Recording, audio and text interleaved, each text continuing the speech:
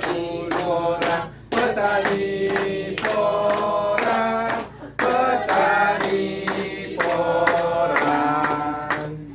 Tiup lilinnya, tiup lilinnya, tiup lilinnya sekarang juga, sekarang juga, sekarang juga. Potong kuenya, potong kuenya sekarang juga, sekarang juga, sekarang juga. Sahabat tani dan penggiat porang Nusantara dimanapun berada, hari ini Minggu 24 April tahun 2022 kita berada di Dewata Jungle Farm. Ini adalah kebun miliknya Pak Alim Widya Sampurna. Di tempat inilah kita akan memperingati dan merayakan hari ulang tahun P3N yang kedua. Ini tempatnya luar biasa. Ini kita ada di tengah-tengah hutan, dikelilingi oleh hutan. Untuk mencapai tempat ini luar biasa ekstrim jalannya. Hanya bisa dilalui oleh sepeda motor. Jalannya ini adalah jalan setapak. Syukurnya ini sudah dibeton ya. Kurang lebih 2 km dari tempat kita parkir roda 4, kita menyusuri jalan setapak, di mana di kiri kanannya ini adalah jurang, dan di kiri kanan kita juga adalah hutan. Ya wajar disebut dengan Dewata Jungle Farm. Ini benar-benar berada di tengah hutan. Jalannya ini agak licin karena tadi baru hujan dan sekarang juga masih gerimis. Jalannya penuh perjuangan untuk mencapai tempat pertemuan pada hari ini. Ini jalannya menanjak, kemudian turun bukit, naik bukit. Kita terpaksa naik ojek. Ojeknya pulang pergi menjemput teman-teman kita yang mau hadir di tempat ini. Luar biasa. Dan akhirnya kita sampai juga di tempat tujuan kita, yaitu di Dewata Jungle Farm yang dikelilingi oleh hutan di sekeliling kita. Tempat pertemuannya ada di bawah sana. Jalannya sangat licin, jalan tanah, habis kena hujan sangat licin. Tapi ini tidak mengurangi semangat teman-teman untuk hadir di sini.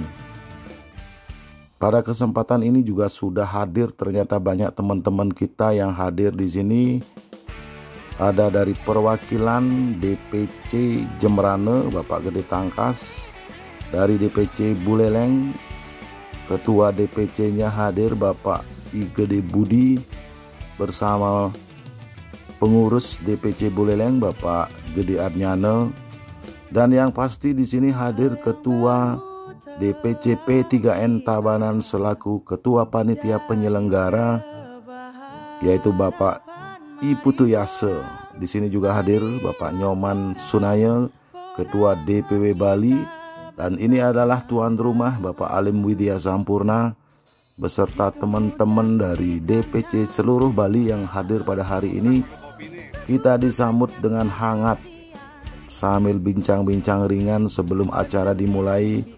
Kita ngopi sejenak di sini sambil menikmati alam sekitarnya. Dan walaupun perayaan HUT P3N ini agak terlambat, yang mestinya tanggal 7 Maret ditetapkan sebagai hari lahirnya P3N, dan mudah-mudahan ini tidak mengurangi arti dan makna daripada perayaan HUT P3N yang kedua ini. Sebelum acara dimulai, kita bincang-bincang ringan di sini sambil ngopi sejenak.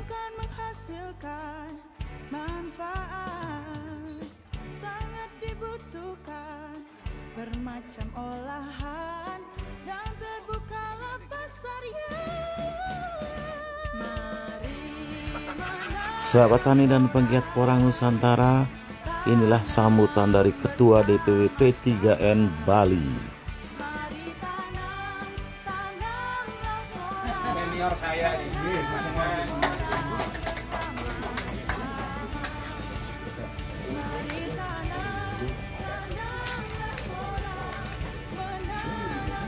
awal sekali kita itu sama berdirinya 20 Februari tahun 2020. Jadi di Wonosobo itu pendirian, kita juga di Bali sudah ada sebelumnya. Jadi ceritanya hampir bersamaan. Itu karena begini ceritanya. Dimulai waktu penjajahan Jepang nih ke tahun 42 itu, Jepang masuk ke Indonesia itu sebenarnya sudah membawa aninya dia. Jadi mapnya porang seluruh Indonesia itu, termasuk Bali itu sudah dibawa. Itu kami persilakan. Oke, terima kasih Pak Nyoman membawa acaranya atas waktu yang diberikan kepada Tiang.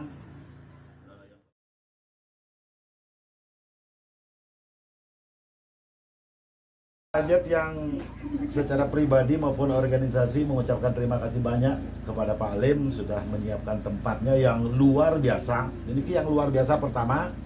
Nah, memang kita di P3N selalu menghindari untuk kegiatan-kegiatan seperti ini, apalagi yang namanya BIMTEK itu memilih tempat-tempat mewah, hotel.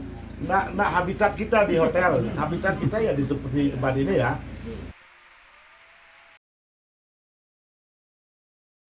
Dan pada kesempatan itu juga saya menyampaikan bahwa ini pembangunan pabrik mie porang ini adalah ide atau gagasan dari DPP P3N, yaitu dari Ketua Umum Pak Ngakib. Dan ini merupakan program jangka pendek untuk memperkenalkan produk-produk olahan dari porang agar masyarakat kita Indonesia semakin familiar dengan produk-produk olahan dari porang, dan sudah barang tentu ini akan membuka pasar lokal sehingga kita bisa mengurangi ketergantungan kita terhadap pasar internasional atau pasar ekspor. Penggiat porang Nusantara, setelah acara makan siang, selanjutnya acara diisi oleh tuan rumah kita Bapak Alim Widya Sampurna terkait dengan tata cara registrasi, apa maksud dan tujuan serta manfaat daripada registrasi lahan, yang dilanjutkan nanti dengan pemaparan beliau sebagai seorang ahli budidaya terkait dengan bagaimana caranya berbudidaya porang yang baik dan benar. Kita simak penjelasannya.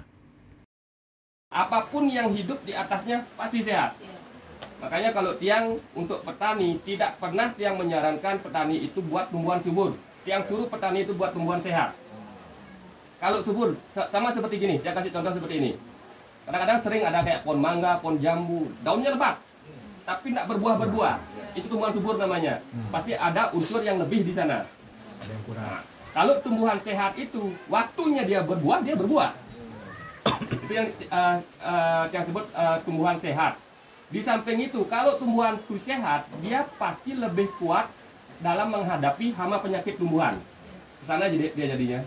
Nah, sekarang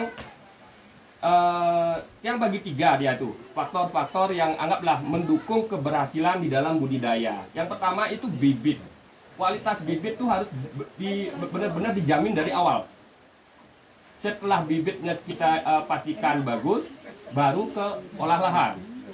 Kalau di olah lahan itu yang jarang diperhatikan oleh petani dan dianggap sepele oleh petani, menjaga pH tanah.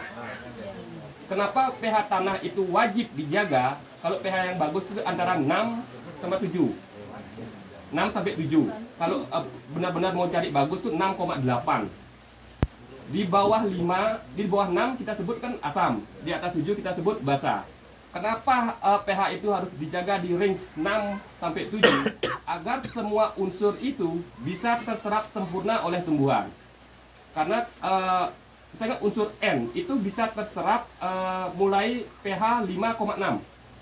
Unsur P 6,3, unsur K 6,7. Makanya yang sarankan bagus sekali 6,8. Semua unsur makro itu bisa terserap oleh tumbuhan, apalagi unsur mikronya. Nah, seperti itu dia jadinya. Di samping itu, bila pH-nya tidak bagus, seberapa banyak pun kita memberikan pupuk, tidak akan bisa diserap oleh tumbuhan. Itu yang pertama. Kenapa tidak bisa diserap? Selain memang unsur asam basanya dia itu, tumbuhan tidak mau mati. Dia akan membuka mulut akar itu cuma sedikit, hanya untuk bertahan hidup. Artinya percuma kita kasih pupuk banyak-banyak, malah meracuni tanah lagi menjadi residu. Itu pentingnya menjaga pH tanah. Salah satunya bagaimana cara menjaga pH tanah itu yang paling gampang, tambahkan kapur pertanian. Kapur pertanian atau kalau rumus kimia kan CaMG dia, kalsium magnesium. Artinya kalau kandungan kalsium dan magnesiumnya itu ada di lahan, rata-rata pH-nya pasti bagus dia. Selain dari kapur bisa juga diambil dari yang lainnya, penting kandungannya Ca. Itu bisa kita pakai. Di samping itu kalau dari kebutuhan unsur tumbuhan kan dibagi menjadi dua besarnya dia, unsur makro, mikro. Makro yang biasanya kita tahu itu kan cuma NPK. Sebenarnya unsur makro itu ada 6. Makro primer, makro sekunder gitu sebenarnya. Yang lagi 3 tuh yang sekundernya itu dah kalsium, magnesium, sulfur. Itu yang jarang ditambahkan oleh petani. Mereka mentok di unsur makro primer aja, NPK aja. Sulfur itu apa? Belerang? Belerang, termasuk. Kalau garam kerosok apa coba nih? Natrium. Ya.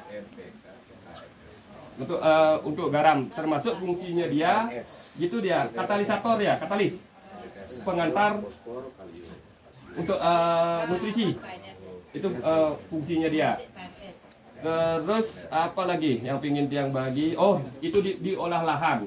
Artinya bila kita sudah bisa menjaga pH tanah, artinya yang perlu kita tambahkan itu untuk menghidupkan lahan itu yang paling baik itu ya pupuk organik, baik itu pupuk kandang, baik itu kompos.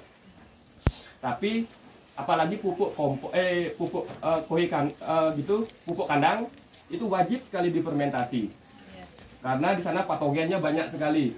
Itu yang akan membawa hama penyakit untuk tumbuhan. Itu salah satu fungsi kohe itu difermentasi. Selain itu untuk membongkar unsur-unsur unsur-unsurnya dia itu menjadi senyawa yang lebih sederhana, atau bahasa mudahnya menjadi makanan siap saji untuk tumbuhan. Karena tumbuhan itu tidak bisa dia menyerap masih berupa unsur NPK itu tidak bisa langsung diserap oleh tumbuhan. Dia harus diturunkan lagi menjadi senyawa sederhana yang merubah itu mikroba yang kita tambahkan. Makanya ada istilah mikroba penambat N, pembongkar P, pembongkar K, kayak N di jenis nitrobakter. Kalau pembongkar P, aspergillus, itu familinya dia. Kalau K juga nggak usah, itu terlalu rumit.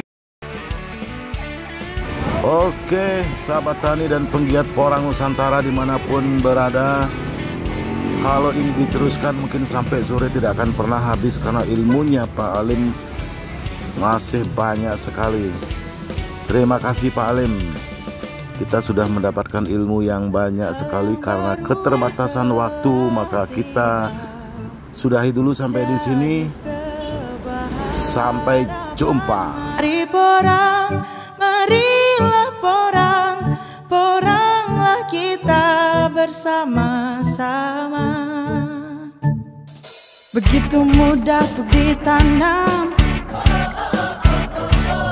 butuh banyak perhatian, berjenis umbi-umbian, tumbuh bebas sekitar kita. Mari menanam porang, tanam bersama-sama. Mari tanamlah porang, menanam porang bersama-sama. Terdapat kandungan zat glukomanan yang kan menghasilkan manfaat, sangat dibutuhkan bermacam olahan, dan terbukalah pasar pasar Mari menanam porang, tanam bersama-sama. Mari tanamlah porang, menanam porang bersama-sama. Mari tanamlah porang, menanam porang bersama-sama.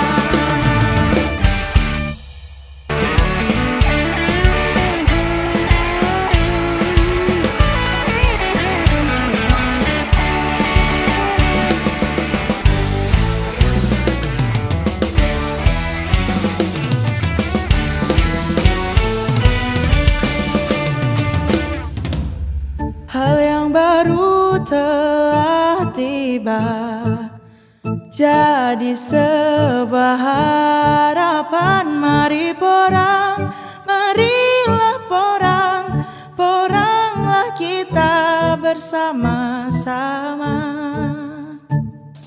Begitu mudah untuk ditanam, tak butuh banyak perhatian. Berjenis umbi-umbian, tumbuh bebas sekitar kita.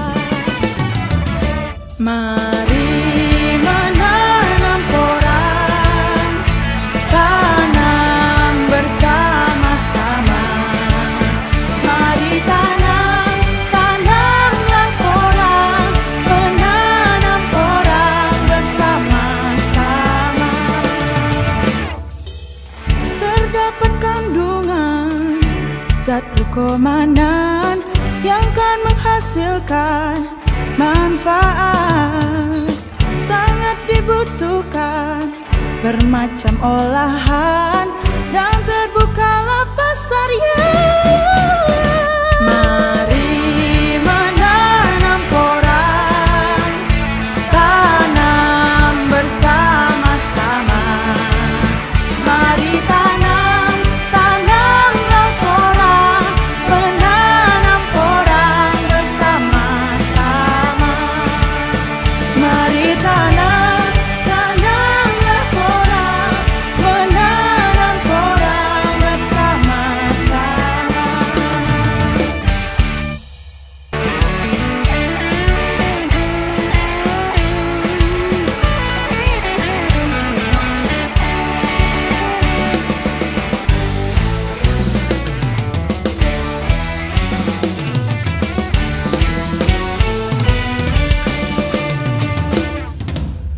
Hal yang baru telah tiba, jadi sebuah harapan. Mari porang, marilah porang, poranglah kita bersama-sama.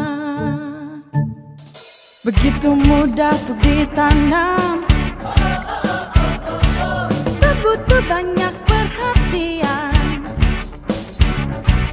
Berjenis umbi-umbian, tumbuh bebas sekitar kita. Mari menanam porang, tanam bersama-sama. Mari tanamlah porang, menanam porang bersama-sama. Terdapat kandungan zat glukomanan yang kan menghasilkan manfaat, sangat dibutuhkan bermacam olahan, dan terbukalah pasar